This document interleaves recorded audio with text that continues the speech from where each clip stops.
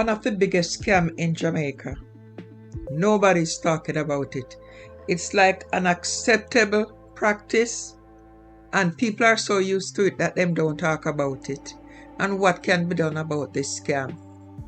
Anyway, guys, welcome back to the channel. Now, today the discussion is on a pressing and often overlooked issue, and them want to bring in mandatory DNA testing at birth. And we know about the word, we even call it a name, jacket. Every time this topic resurfaces in the nation conversation, we encounter a whole heap of people, experts who are warned against it. And them are warned against it out of fear. But the real question remains, why are they so resistant? Because them accept it as a way of life, and even some of them try to resist it, them fall in the same category. It's either them give jacket or they themselves a jacket. What's the truth behind these claims? And most importantly, who does this reluctance to test truly benefit? Because it definitely don't benefit the child. Because it's not right for a child to grow up and live in a one district, get a one man name, and when them grow up, them start look like somebody else. Me almost get myself in a trouble one time, because there was this brilliant, very brilliant child. Father was a teacher. The man we get the child was a teacher, but him never brilliant. Him struggle in a school, and him ambition get him where he wanted to go.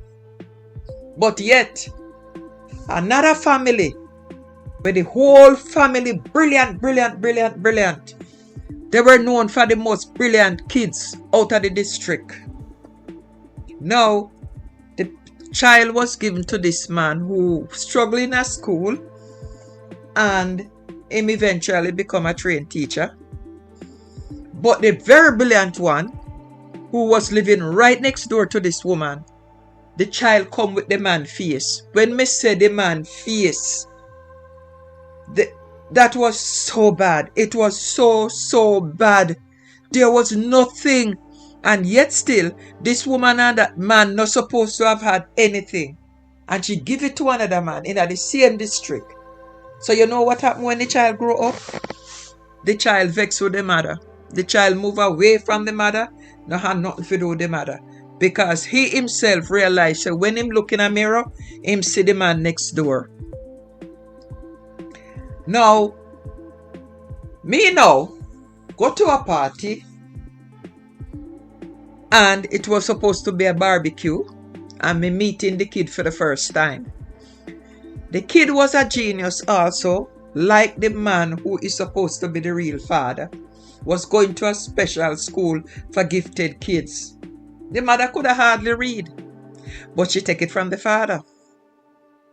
Me now go there, asking him about school, and then said to him, say, you can't help yourself because your father is a genius.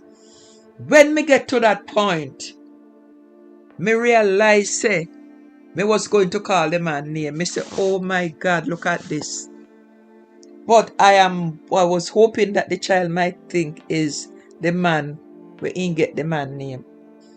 The same woman again have another child who vexed with her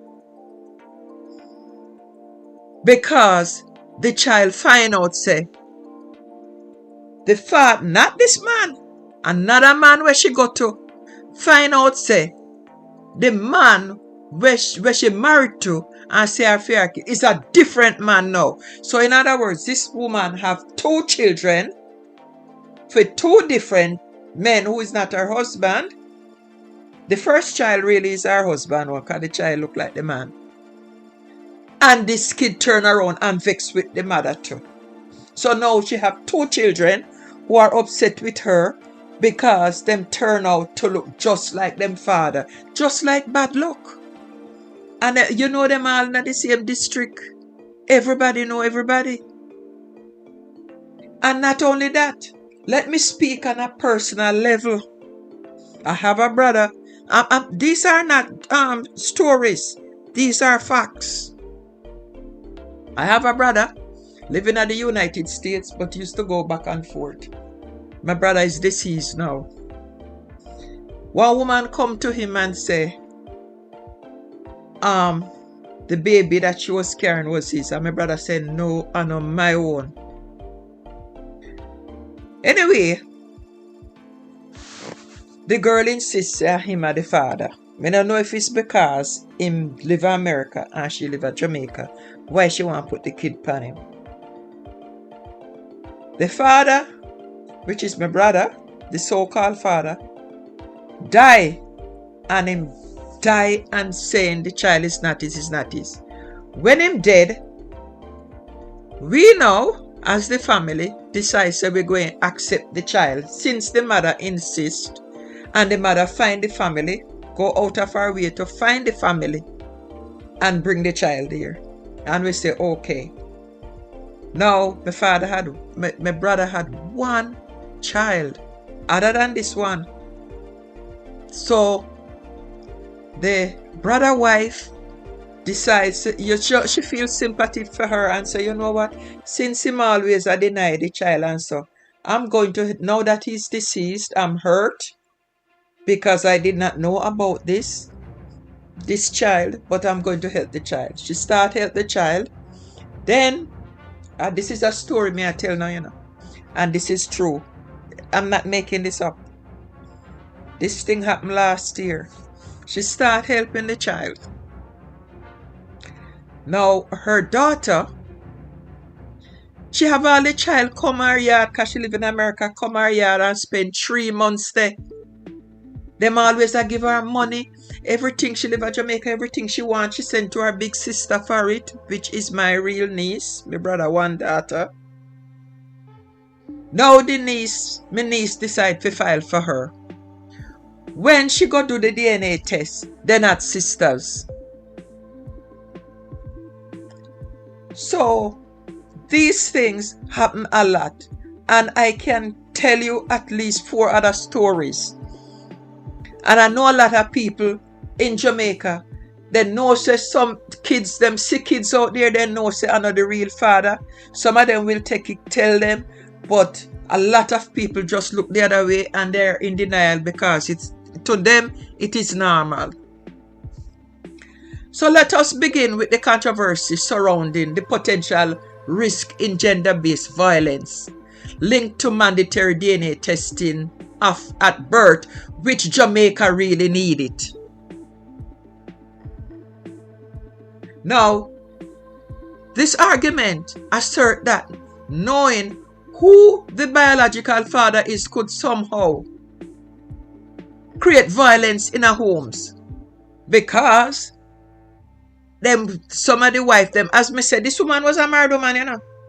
Me not talk about no single woman. But isn't that a deeply flawed perspective?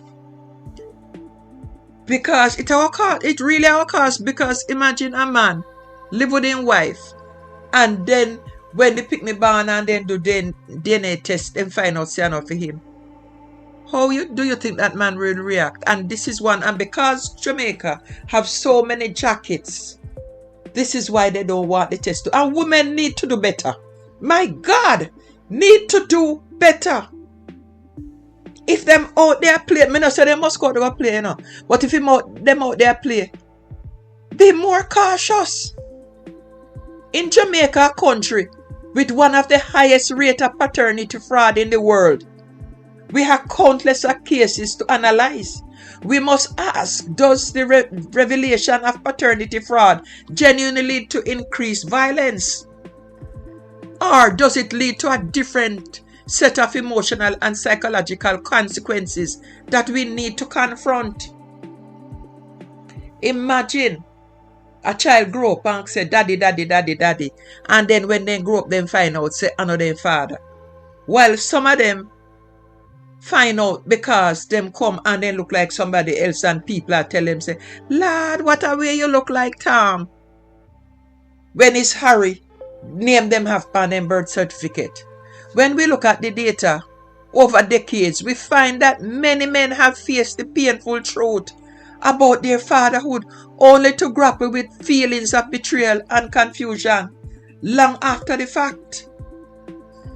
There was this man, I don't know him, but a girl came to me at work one day and tell me, say a family member of hers, the man filed for the picnic in America, and only when the DNA test come, he find out say enough for him, and the man cry, live in high water. Because when you put all of your effort, all of your love, your focus, your money, everything on a child, only to find out say the picnic are not your own blood. In my lifetime, I have encountered numerous stories from men who experienced the shock of discovering paternity fraud. Some men decide to stay with their partners and keep the truth a secret, living in a world of silence and shame. Others walk away, attempt to rebuild their lives, and then can't trust nobody again, while a heartbreaking number struggle with thoughts of self-harm and amid this kind of turmoil. Now the emotional fallout when them discover all these things can lead to serious damaging outcomes, because not only for the men involved but also for the unsuspecting children. For many men, the desire to know the truth is overshadowed by fear they don't want to know. Fear of the fallout and repercussions and fear of societal judgment. Some of them, even themselves, sit at the picnic and look like a them. But they don't want the child to be tested. They don't want no paternity test. In my brother's situation, him keeps saying for him and also for him. And if he was alive, me know say, to the way he was so sure the child wasn't his, him would have take the paternity test. But my niece take the paternity test. They did a paternity test when she had the green card. And that girl was so hurt. She even called one of my brother and asked him if he can do a test with her. And him said no, him not do it because since that they want to come back, he no want to get involved. For the sake of the child and the family as a whole, one must ask, is it really better to uncover this truth like all 15 years into a relationship than at birth? It better do it at birth. When parents have invested years of love and energy into raising a child, man, based on a false premise, the potential for chaos is substantial as the deception unravels. The emotional scars left on all parties involved. It can become permanent, will be permanent. We need to consider whether this fear-based narrative we hear from experts truly protect anyone, because it don't. What if knowing the truth at birth could allow for healthier and more open conversations as the child grows? Because maybe if the man know from birth, he probably will make the decision, me love my wife, me want to work on our relationship, and we will accept the child. Give the man an option to do so. Currently, many campaigns discourage DNA testing at birth, while simultaneously promoting the idea that men should remain in relationships with mothers and children even after discovering they are not biological fathers. This seems misguiding at best. What are we really saying about accountability and honesty when we push for silence and denial instead? Boy, may I tell you, the absence of transparent discussions about paternity fraud only serve to compound the problem at hand, because this have to cut out. Jamaica people, women need to be aware of what them have put themselves in. One man at a time, turning a personal tragedy into a societal norm. It's like a normal. Normal. one man at a time. The truth is that every instance of paternity fraud robs a father of critical knowledge and the opportunity to make informed choices about his life and relationship with his supposed child, because the child never asked to be born in that circumstance. And some men will really take in a child, maybe it might cause some problem in the beginning, but with apology and behavior of the woman and regrets, maybe the man will accept the child, knowing that the child is not his. But it's when the child born and he must see in neighbor in a yard, that's when it's going to cause big problems. Now, it is essential to address one of the most troubling defenses against mandatory testing. The fear that knowing that the truth will frighten women. Because in their mind they had them doubt already, because they know where they did go and when they did go there. Some argue that this knowledge could lead to strained relationship or worse. But what if knowing at birth allows families to build stronger bonds through honesty? Because, as them always say, honesty is the best policy. A child deserves to know, to grow up in the world where truth prevails over deception, and where their family structure is grounded in reality rather than a web of lies.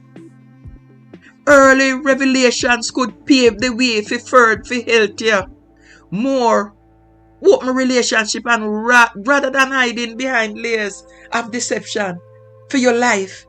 Because your conscience, and if you have a conscience, it must bother you. It must bother the woman, especially if the man really love that child and treat the child good deep down. And if they don't know to, because sometimes the women them probably don't know who the father is. They have to wait until them see the picture. When I say the picture, I mean who the child look like. The resistance to mandatory DNA testing at birth serves to normalize dishonesty and create a culture of avoidance. That's all it does. This approach is not only flawed, it is disgraceful. Denying the need for testing is not a safeguard. It is an excuse for maintaining the status quo, which ultimately harms all involved in the end. It's high time we prioritize transparency and accountability in our lives by fully embracing the truth from the very start, at birth. That's where the truth should be. We stand a better chance of promoting healthier relationships and emotional resilience. Resilient families. Let's advocate for a society that values honesty over fear and allows every child to grow up with a clear understanding of their identity. Guys, share your thoughts in the comments below and let's continue this important conversation. Together we can create change.